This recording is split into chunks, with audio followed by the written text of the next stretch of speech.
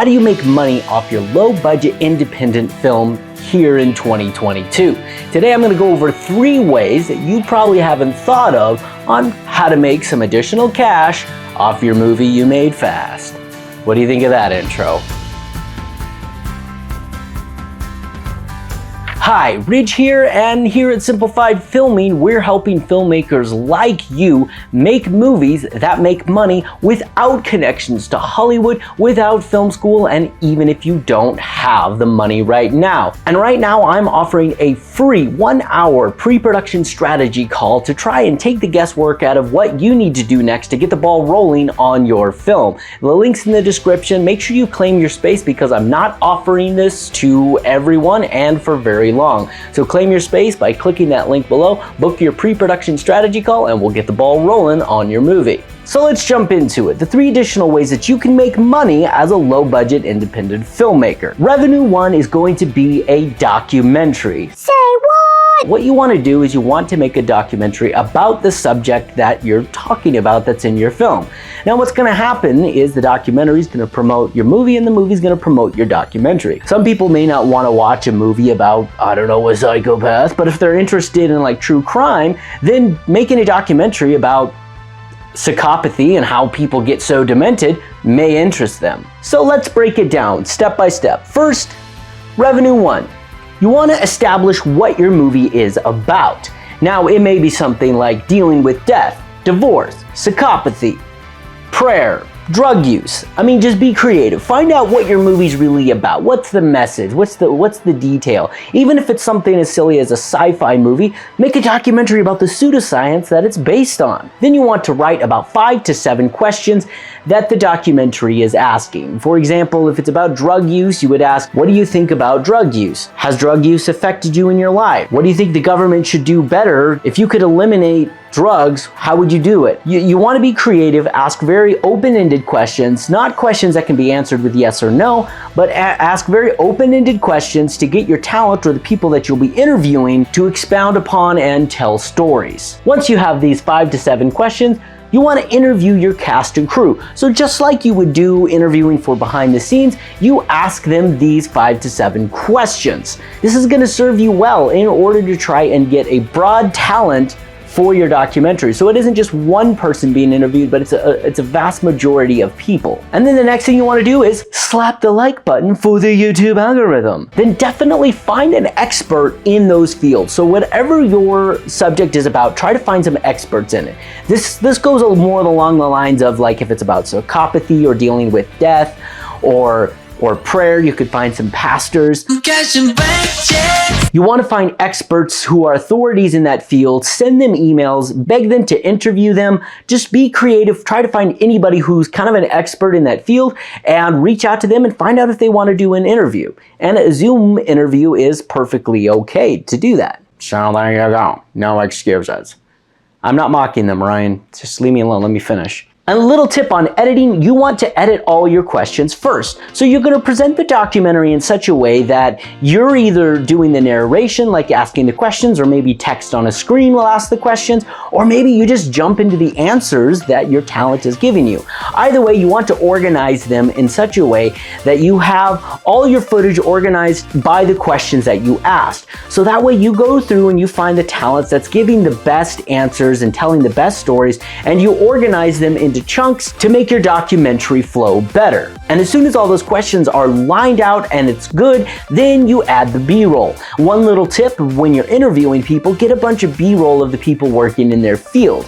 If it's a documentary about saving the planet and you've interviewed some people that are cleaning up the oceans, show some video of that. If you can't really show people in their field, just try to get some B-roll of them, the kind of the day in the life of, just walking around, making coffee in the morning. Try to make it interesting and as entertaining as possible. But put your B-roll in after you've edited all your questions together. And you want to make sure this is only about 30 to 60 minutes. If you have a documentary that's longer than 60 minutes, it's got to be a really good subject, and you potentially have to have some well-known talent narrating. Like if you can get, I don't know, some radio host that people are aware of, or some social media guru on there to do the narration, then great. Then you've got something to keep the audience watching. But more than likely, you'll narrate it yourself, or the only talent that will be in there is your cast and crew and a couple professionals that people may not know about. So you want to keep it kind of short and concise. Anything shorter than 30 minutes feels like it should be a YouTube video, but anything longer than an hour needs to have something more than just talking about one particular subject. Then you want to promote both your movie and your documentary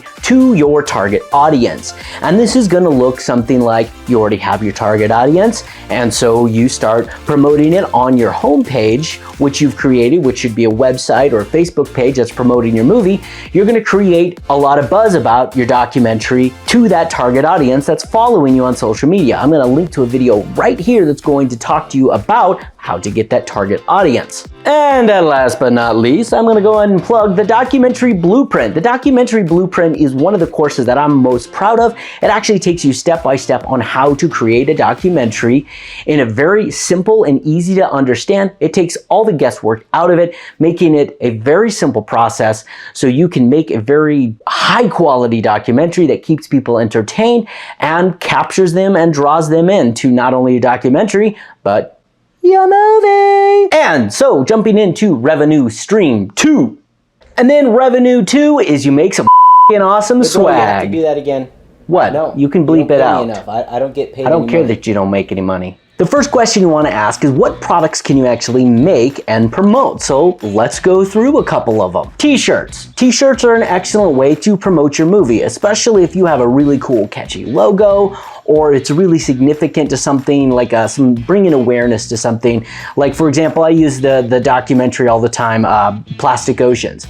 If you're going to be making a documentary about how we're filling our oceans full of plastics, then having like recyclable ancillary products such as bags, glass water bottles, things like that is excellent. So spend a lot of time trying to be creative of trying to figure out what type of products that you can sell. But here's just a few more that you can actually do. So t-shirts, go to teespring.com, Amazon fulfillment. You can just make them and then they're on demand. You don't have to store or warehouse them or ship them. They do it for you. They get the majority of the split, but it's a great way to make just some additional money. Let's just rapid fire through a couple more of these. So you got mugs. You can make coffee mugs. Hats. Hats are awesome. People love hats. Handbags. Again, Plastic Oceans, making handbags so people don't use grocery bags and then stuff it down the throat of a fish. Press kits. And then an extra finger to slap the like button. Press kits. Now press kits, let's talk about that for a little bit. Like for example, I created a press kit for my first movie, The Beast. And a press kit essentially is just information about the movie. I bought some evidence boxes since it's a crime thriller. I bought some evidence boxes online. I got some fake syringes and I put a bunch of like memorabilia from the movie in little evidence bags. I had it taped up. I made a little teeny mini folder that talked about the movie so it looked like you were looking through an old file. It was a really cool way to sell that and to sell some additional movies. Another little tip that you can do is sell some exclusive footage or some behind the scenes in there that you can only get when you buy these press kits. Now, I wouldn't recommend breaking the bank. I think I only spent about $300 to put these kits together, and you can sell them for about 25 to 30 bucks. The simpler the press kit and more attractive the press kit, the more likely people will buy it, especially if it's a really niche down and cultish style film. It's a great way to make some additional money. So if you have the opportunity to make a physical press kit that you can sell special edition movies or special edition versions of your movie, it's a great way to make some additional movie, especially if you've grown an audience. Water bottles and then anything else. Again, water bottles can also do it. You can get them on Teespring and many other platforms like that. And then last but not least, anything else. Be creative. For my second feature film, Monster Gold, let me actually go get that. I created these little pocket-sized survival kits that has a space blanket, water matches, 2 foldable water bottles, and iodine tablets to purify water. I'm going to link down to where you can go buy this if you're interested, and also over to his channel because we made a really cool documentary, just like I'm talking about now, on how to use this survival kit and how to actually survive in the wilderness. So be creative. Find out how you can actually create separate ancillary products and sell these as an additional way to make money. And third revenue stream is make a small list of art houses or small theaters that play movies. Now, these local theaters, they're always looking for content or plays or anything that they can show because guess what? They make money off ticket sales. So you want to get on Google and spend a lot of time Googling small art theaters that play movies, and you want to put together your pitch deck and email them all. Make sure you use your intro email, which I've talked about in other videos. Put your pitch deck and some screeners and links to your home page. Now what you're gonna wanna do is put together a very professional looking email with the pitch deck included. Negotiate a ticket split. Make sure that it's fair for both of you and that it profits both of you significantly. Otherwise, they're probably gonna just say no. Slap the like button while you're on the phone with them, so that way it helps the YouTube algorithm for this video right here. And advertise it as much as you can via Meta, radio stations, local paper. Really make sure you communicate with them how do we advertise this, which is the cheapest way to advertise this. Now they may cover the cost of the advertising budget because again, they make money off your ticket split or whatever you ended up negotiating, but just make sure you advertise it a lot so that way people come and see your movie and talk about it. One thing that I have in here that I don't have on the slide is make sure you have a link to your homepage at the beginning of your movie. So right as your movie rolls up, say, for more information, go to your website, which is your homepage.com. If it's on Facebook or Instagram, that's fine. Just have the link to that so people can follow you. You can gather their emails and begin to grow your audience of people that are interested in your movie. Plan to be there if possible because you want to set up a...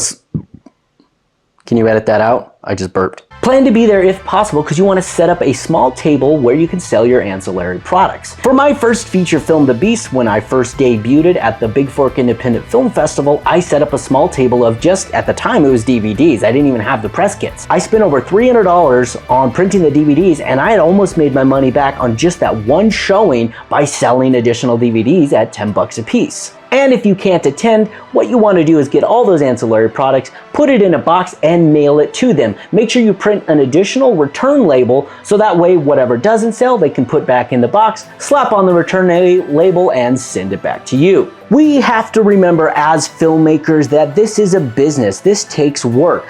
Long gone are the days in which you just simply make your movie, it gets picked up, and then voila, you're making money.